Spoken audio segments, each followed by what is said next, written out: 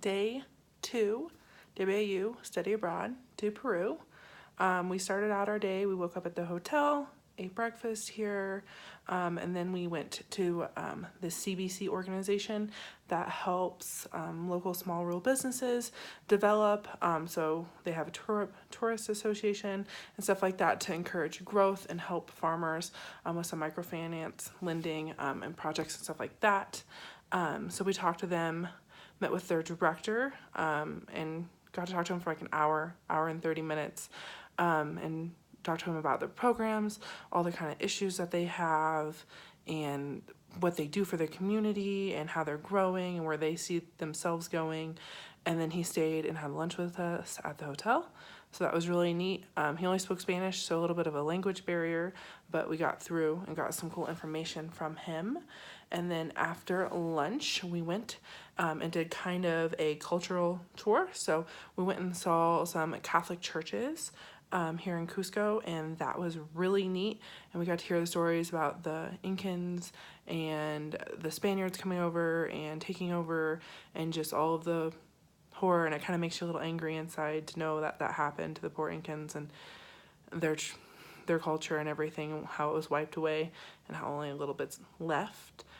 So after the church, we got to go see some of what's left of the Incans. So we went to Sexy Mama, Sexy Woman, something like that. And it was super bright because there's like no shade there, and my blue eyes could not handle it. So every single picture, I'm going like this. It is not pretty. And we went through a really dark cave. Carlos showed us that, our tour guide, Carlos. And we got to follow each other through it, really short, like maybe 15 feet. And that was really neat. And then we went and saw some landmark location, Incan, two more places. We were actually supposed to go to 4 altogether, but it got dark, so we ended up only going to 3. And then we topped off the night eating at this pretty fancy upscale restaurant that we drove the van to and walked up a whole bunch of steps, and you would have never known it was there if you hadn't Googled it. But our tour guide Carlos does not lead us astray with great places to go. He is super great, and he always knows the best. And the food was excellent. The drinks were excellent. We sat on the second floor of the restaurant by the glass windows and actually set off fireworks. So that was really neat. We got to see that, and it was really well priced, even including tip. So that was really enjoyable. And then we ended our night at the hotel, and we stayed the night there. And kind of the microfinance issues that I saw today, kind of talking to the director, I kind of asked him some questions about agriculture and what they do about market prices. And if the government or anybody else has any plans for the people in agriculture here, what happens if they don't get the set market price? Is there a bottom dollar? Is there a glass floor? Is there a roof on this?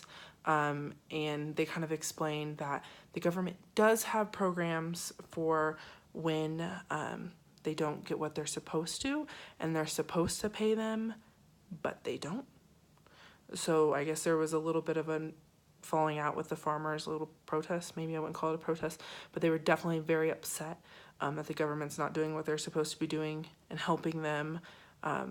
And that's a really big issue because you need farmers to feed the world, and especially in a developing country where you hope that agriculture forms. And that's really important to me. But in developing countries, first world countries, we then have the right to have better food safety. And food safety improves with developing countries, and you need farmers to improve with that. So it is my hope that they get the proper funding they're supposed to and get the bottom dollar that they're supposed to, for their price at least, because their food safety will continue to be an issue, and how they raise their livestock and the development of their land and their stewardship of their land will be an issue if they can't get back by anybody and if they don't have any support. So hopefully when this country goes, their food safety will grow with them because they'll be supporting their farmers. So day 2 complete.